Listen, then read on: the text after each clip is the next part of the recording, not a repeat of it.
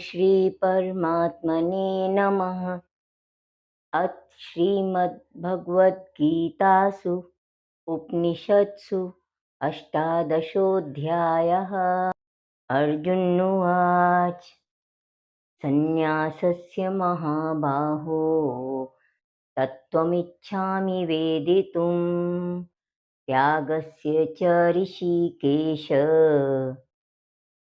पृथक् केशिनिषूदन। इस प्रथम छंद में 18वें अध्याय के प्रथम छंद में 3 विशेषण हैं कृष्ण के। 3 तरह से उनको अर्जुन ने संबोधित किया है। महाबाहु, ऋषिकेश, केशिनिषूदन।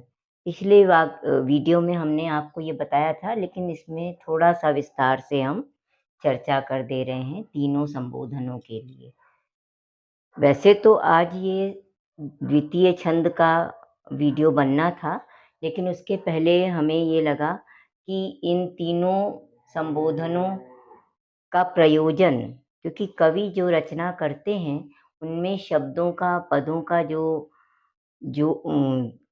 स्थान रखते हैं, वो उनकी कोई एक विशेषता ज़रूर होती है। तो जैसे महाबाहु, ऋषिकेश, केशनिषूदन, ये तीनों ही शब्द कृष्ण के लिए संबोधन है, लेकिन इनका सबका अर्थ अलग-अलग है और इनको विशेष रूप से इस छंद में क्यों लिया गया है, उसका प्रयोजन है। जैसे महाबाहो है, तो कृष्ण ने अर्जुन की द्विविधाओं को हटाकर, शंकाओं का निवारण करके उनको युद्ध के लिए प्रेरित किया। ऐसा ये तो आप जानते ही हैं सब। तो इसीलिए, और युद्ध के लिए चूँकि प्रेरित किया, तो इसलिए शूरवीरता उनकी जो है यहाँ पर इस संबोधन से, महाबाहु, इस संबोधन से उनकी शूरवीरता, पराक्रम का प्रदर्शन किया जा रहा है। और ऋषिकेश में ऋषिक, ज्ञानेंद्रिय, और ईश माने स्वामी। जैसा पिछले वीडियो में भी हमने बताया था कि ज्ञानेंद्रियों के स्वामी कृष्ण भगवान हैं, और कृष्ण इंद्रियों को नियंत्रित रखना बहुत आवश्यक है मनुष्य के लिए, वरना वो संशय में ही पड़ा रहता है, द्विविधाओं में। और अर्जुन यहाँ पर द्विविधा में रहे हैं शुरू से ही, तो उनको कृष्ण समझा रहे हैं, उनको इनकी इंद्रियों को नियंत्रित करने का काम कर रहे हैं।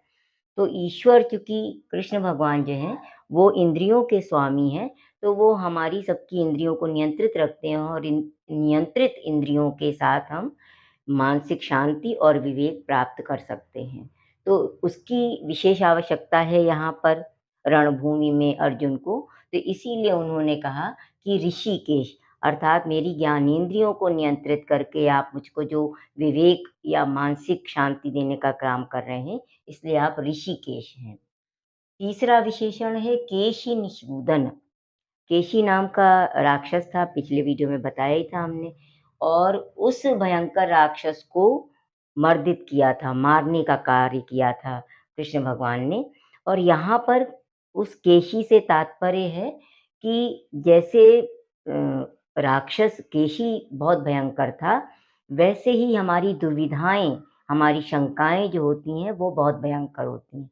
अगर ईश्वर चाह ले तभी उसका निवारण हो पाता है।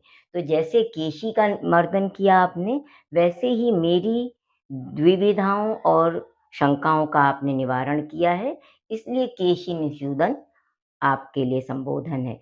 तो अर्जुन इन भावों से इन 3 संबोधनों को बता रहे हैं। इस संबोधनों के माध्यम से कृष्ण को संबोधित कर रहे हैं।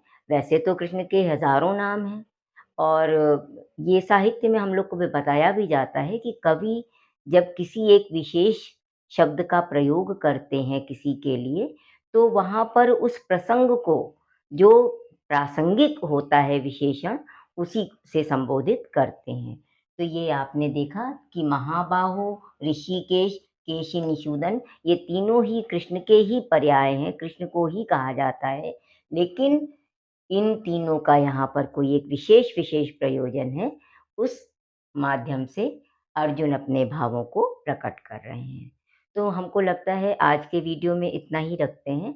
अगले वीडियो में हम आपसे दूसरे छंद की चर्चा करेंगे और अगर आप लोगों को लगता है, कुछ शंका है या कुछ इसमें सुधार बताना चाह रहे हों या कुछ अपना सुझाव देना चाहते हो, तो अवश्य बताइएगा।